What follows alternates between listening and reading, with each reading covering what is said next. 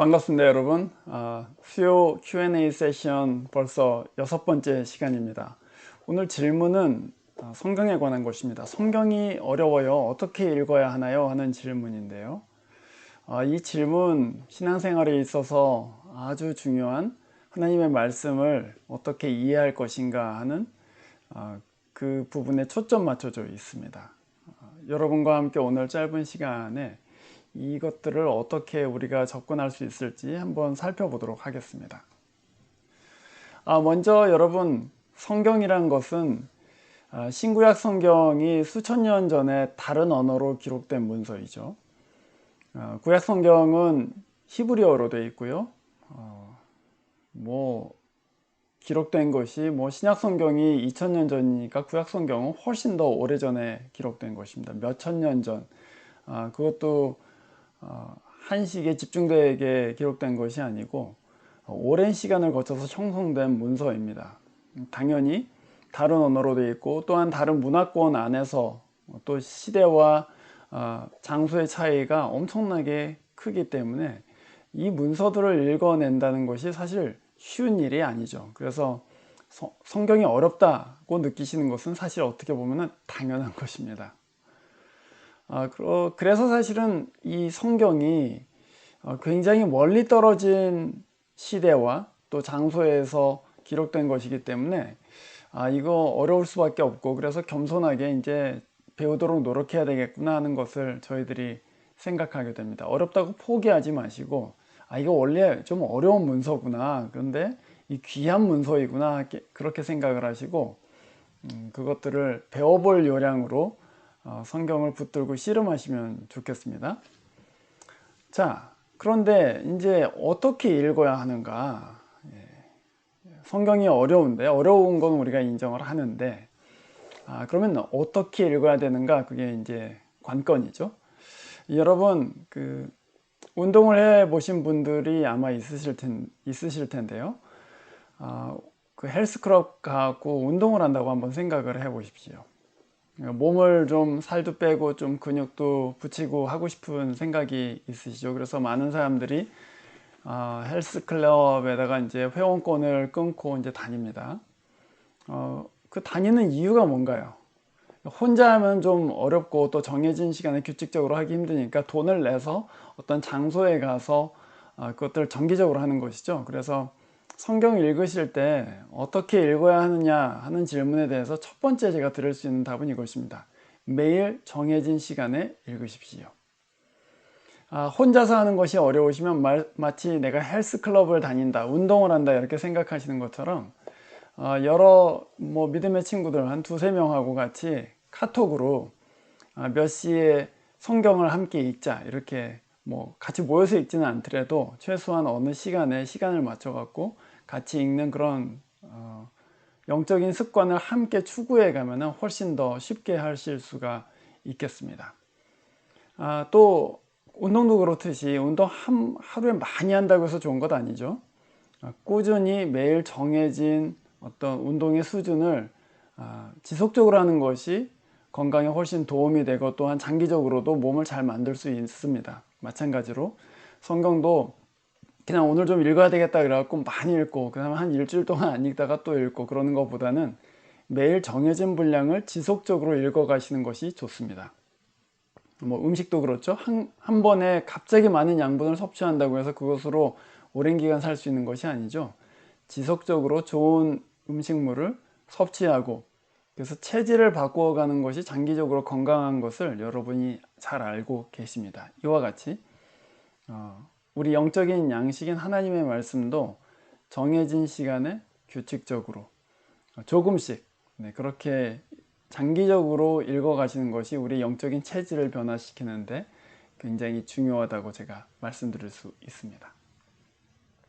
그 다음 두 번째로 어떻게 읽어야 하는가 하고 물으시는데, 본문을 이제 여러분이 눈앞에 딱 보시고, 그리고 이제 한 10절, 20절 그렇게 짧은 본문을 읽는다고 한번 생각해 보세요. 그때 여러분이 두 가지 질문을 항상 하시면 좋겠습니다. 하나는 이 본문이 하나님이 어떤 분이라고 지금 나한테 가르치는가, 그거 한번 생각해 보세요. 성경을 읽는 가장 중요한 목적은 하나님이 누구이신가를 아는 것입니다. 그래야 사랑할 수도 있고, 그래야 믿을 수도 있고, 그래야 의지할 수도 있죠. 그래서 가장 중요한 질문은 이것입니다. 하나님이 도대체 누구시라고 이 본문이 나한테 가르치는가? 첫 번째 질문입니다. 그런 다음에 두 번째 질문은 이제 하나님이 누구신지를 알았어요. 이 본문을 통해서. 그러면 그 하나님 앞에서 나는 어떻게 살아야 되는가? 그것을 또 물어보시는 것입니다. 첫 번째 질문은 본문에 대해서 하는 질문이고, 두 번째 질문은 그 본문을 통해서 하나님을 알게 된 나한테 하는 질문이죠. 그래서 어느 성경 어느 부분을 읽으시든지 간에 이 두 가지 질문을 여러분이 던지고 거기에 대한 답을 얻으실 수 있으면 그 대성공입니다. 그 두 가지 질문을 어느 본문을 읽으시든지 하세요. 그러면은 영적으로 큰 유익이 있을 것입니다. 한번 연습을 해볼까요? 네. 요한복음 15장 5절 말씀, 딱 한 절의 말씀을 제가 스크린에 띄워놨습니다. 한번 읽어보겠습니다. 나는 포도나무요, 너희는 가지이다. 사람이 내 안에 머물러 있고 내가 그 안에 머물러 있으면 그는 많은 열매를 맺는다. 너희는 나를 떠나서는 아무것도 할 수 없다. 우리가 여러 절을 지금 연습하기는 어려우니까 딱 한 절을 갖고 한번 연습을 해보겠습니다.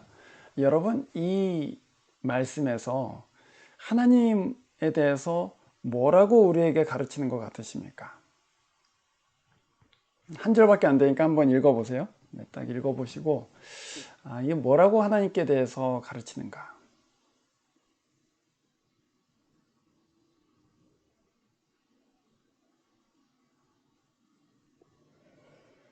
뭐라고 가르치는 것 같으십니까? 이렇게 설명할 수 있겠죠. 어떤 분은 벌써 여러 가지 생각들을 하실 텐데요. 하나님이 내 생명의 근원이시구나. 여기서는 특별히 이제 예수님에 관한 얘기인데, 예수님이 내게 생명 주시는 분이시구나 하는 것을 가르치고 있습니다. 또는 이렇게 말할 수도 있죠. 예수님만이 내게 열매를 맺게 하시는 분이시구나. 내 삶에 의미가 있고 내 삶에 어떤 생명력이 있게 하시는 분은 바로 예수님이시구나 가르치고 있습니다. 두 번째 질문, 그 하나님 앞에서 나는 어떻게 살아야 되는가? 그러니까 예수님이 내 생명의 주인이시면, 예수님이 나를 번성하게 하고 또 영적으로 풍요롭게 하시는 분이시라면은 나는 그 앞에서 어떻게 살아야 되는가? 그것이 이제 두 번째 질문이죠. 그래서 여러분, 이 질문에 대해서 한번 생각해 보시면 좋겠습니다. 하나님 앞에서 나는 어떻게 살아야 되는가? 그것도 사실은 이 본문 가운데 있습니다. 너희는 나를 떠나서는 아무것도 할 수 없다 이렇게 말씀하셨어요. 그러니까 하나님이 내 생명이시라면, 그리스도가 내 생명이시라면 그분을 절대로 떠나서는 안 되겠다. 그분을 붙들어야 되겠다. 그분을 신뢰해야 되겠다. 그분의 얼굴을 찾아야 되겠다. 이렇게 생각하게 되시는 것이죠. 그래서 그 두 가지 질문, 어떤 본문을 읽으시든지 간에 이 본문이 하나님은 어떤 분이라고 가르치는가? 두 번째, 그 하나님 앞에서 나는 어떻게 살아야 되는가? 그 두 가지 질문을 항상 하세요. 그러면 하나님에 대해서 배우고 그 하나님 앞에서 어떻게 살아야 될지, 또 어떻게 순종해야 될지를 배워서 여러분의 믿음 생활에 큰 진보가 있을 것으로 믿습니다. 그 다음에 여러분, 그럼 어디서 시작하면 좋습니까? 이렇게 아마 성경을 처음 읽으시는 분들 또는 신앙생활의 기초에 계시는 분들 그렇게 말씀하실 것입니다. 제가 말씀드리는 것은 두 가지인데요. 하나는 복음서이고 하나는 시편입니다. 복음서는 신약성경의 첫 네 권의 책을 얘기합니다. 이 네 권의 책은 예수 그리스도에 대한 정보들을 담고 있죠. 그분이 어떻게 태어나셨고 어떻게 일하셨고 어떻게 고난당하고 죽으시고 또 부활하셔서 승천하셨는지, 그리스도에 관한 우리가 사용할 수 있는 유일한 자료입니다. 그래서 이 복음서를 여러분이 반복해서 또 항상 읽으시면 좋을 것 같습니다. 또 시편을 제가 특별히 여러분한테 권하는 이유는 이 시편이 시대와 장소를 뛰어넘어서 잘 이해할 수 있는 평이한 언어로 되어 있을 뿐만 아니라 이 시편은 성경의 기도책이기 때문에 그렇습니다. 특별히 신앙생활에 처음에 있는 분들은 기도가 참 어렵습니다. 기도하려고 해도 무슨 말을 해야 될지 잘 알지 못해요. 그때 여러분 시편을 소리내서 한번 읽어보십시오. 매일 복음서를 한 장 읽고 시편을 한 장 읽는 것입니다. 그리고 기도는 시편으로 대신하는 거예요. 그러니까 복음서를 읽고 하나님에 대해서 알고 또 하나님 앞에서 어떻게 살아야 될지를 알았단 말이에요. 그러면은 이제 시편을 읽으시면서 여러분의 마음을 또 여러분의 생각을 하나님 앞에 쏟아 놓으십시오. 그 시편을 여러분이 입으로 읽으시면서 하나님 이것이 제 기도입니다 하고 주님 앞에 한번 드려보세요. 그러면 여러분이 기도에 대해서도 이 시편을 통해서 여러 가지 것들을 배우시고 또 하나님 앞에 어떻게 기도해야 될지를 아실 수 있게 될 것입니다. 왜냐하면 그 시편이 기도의 언어와 정서를 우리에게 가르치기 때문이죠. 그래서 저는 신앙생활을 처음 하시는 분, 또 본격적으로 믿음 생활을 하고 싶으신 분한테 복음서와 시편을 많이 읽으라고 그렇게 권합니다. 저도 매일 복음서를 읽어 나가는 것이 제 영적인 습관 중에 하나입니다. 자, 이제 여러분, 그런데 다 알겠는데 뭐 도움이 될 만한 자료는 있습니까? 이제 이렇게 여러분이 질문하실 분들도 계십니다. 당연히 성경이 어려운 문서이고 또 오랫동안 우리가 교회의 영적인 유익을 위해서 사용해온 문서이기 때문에 성경과 관련된 또 성경 읽기와 관련된 여러 가지 도움이 될 만한 자료들이 있습니다.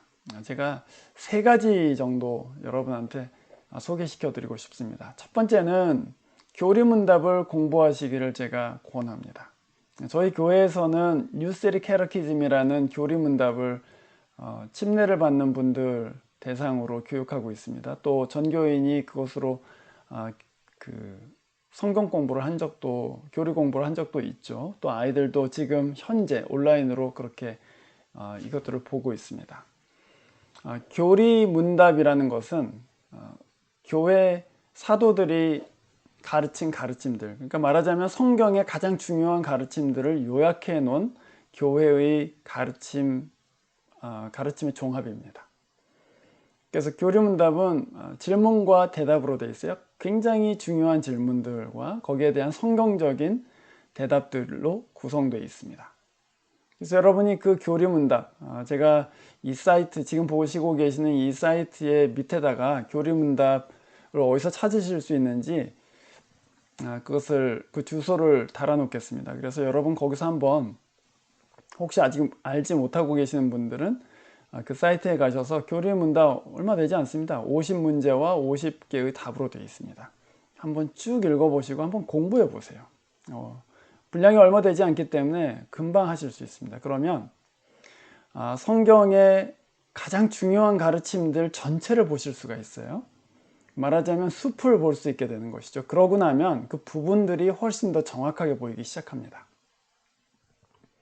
그래서 우리 교회가 지금 함께 공부하고 있는, 그리고 침례 받을 때 중요하게 교육하는 그 자료로 사용하고 있는 뉴세리 캐러키즘을 한번 공부해 보시기를, 최소한 그냥 읽어 보시기만 해도 도움이 됩니다. 그래서 그거를 읽고 나시면 성경이 가르치는 것이 크게 이런 것들이 있구나 하는 것을 아실 수 있고, 나중에 여러분들이 성경을 읽으실 때 이런 가르침이 여기에 있었구나 하고 이제 알아보실 수가 있게 돼요.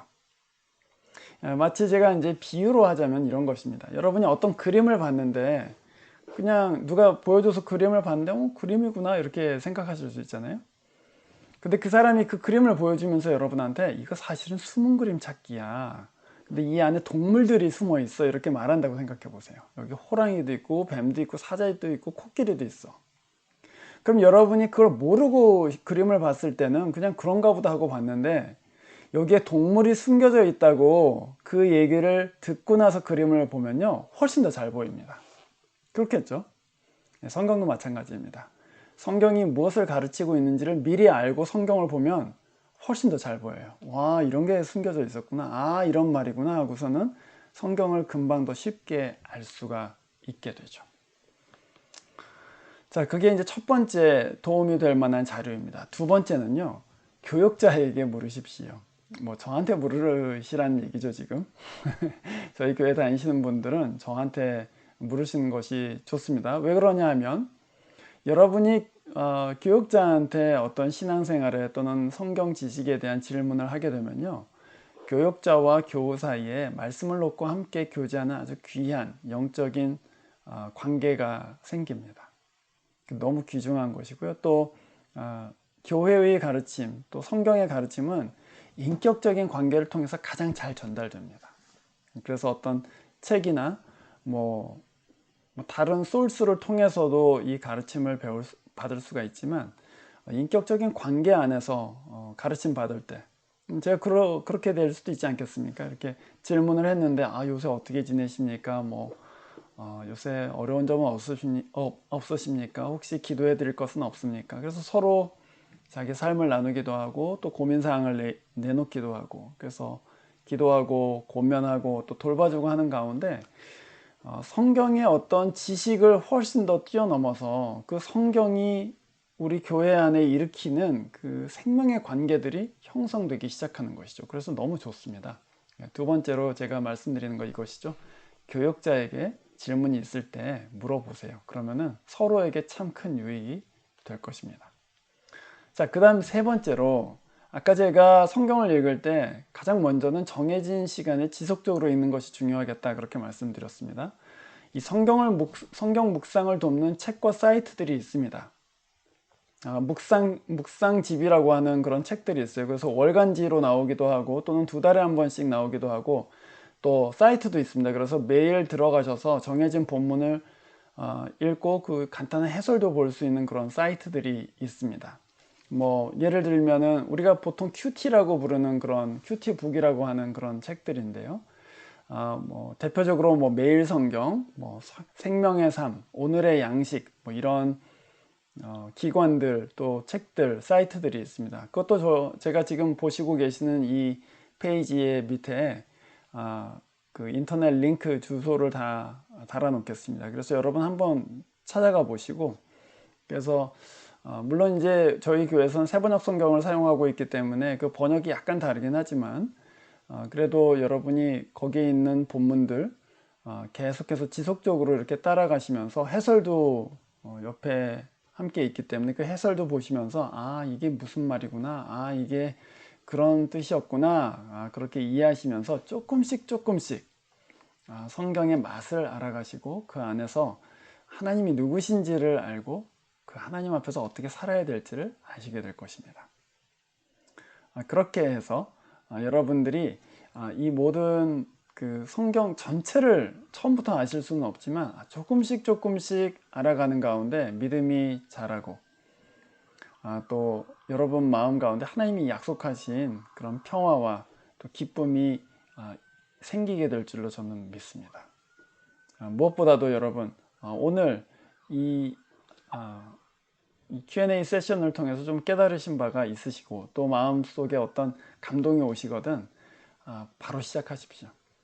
알려드린 사이트들을 들어가셔서 누구랑 같이 할까 한번 생각해 보시고, 카톡으로 우리 같이 해요, 그렇게 한번 격려하셔서 함께 이 성경을 읽어가고 묵상하는 가운데 우리 안에 그런 말씀의 교제들, 또 말씀의 깨달음들이 풍성해지기를 바랍니다.